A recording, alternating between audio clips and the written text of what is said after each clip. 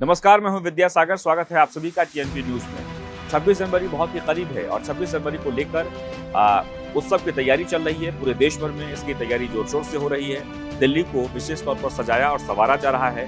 लेकिन इस बीच जो बहुत ही अहम सवाल है वो ये कि 26 जनवरी 1950 को क्या हुआ था। दरअसल 26 जनवरी 1950 को भारतीय संविधान को लागू किया गया था और उसके बाद लगातार हम गणतंत्र दिवस के रूप में मनाते हैं। अब तक हम 73 गणतंत्र दिवस मना चुके हैं। 74वें में प्रवेश करेंगे कि 74 गणतंत्र दिवस हम 26 जनवरी को मनाएंगे।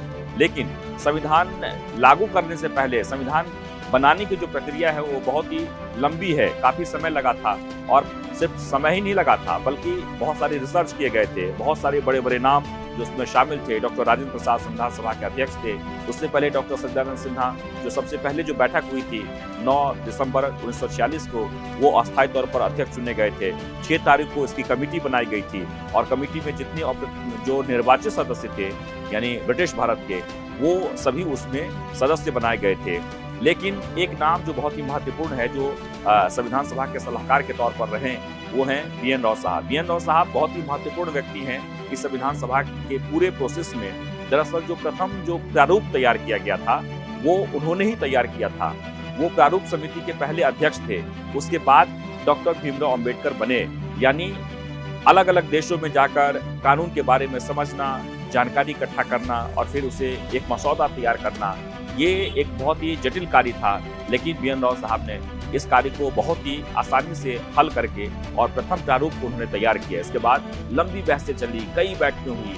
बैठक के बाद कई सारे उसमें डिसीजन हुए और डिसीजन के बाद आखिरकार 24 जनवरी 1950 को आखिरी बैठक में इसे फाइनल कर दिया गया और फिर 26 तारीख को भारतीय संविधान को लागू कर दिया गया। हालांकि आज़ादी के दिन ही इसे अपना लिया गया था।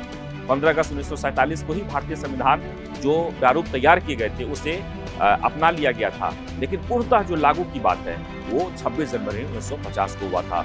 और इसके बाद भी बहुत सारी ऐसी बातें हैं जो अब तक जनता को पता नहीं है। जानकारी है भी तो उसे समझने के लिए, सुनने के लिए बड़ा ही इंटरेस्टिंग वो कहानी है, वो रोचक वो बातें हैं। इसलिए लगातार हम आपको बताएंगे अगले एपिसोड में। फिलहाल इतना ही। नमस्कार।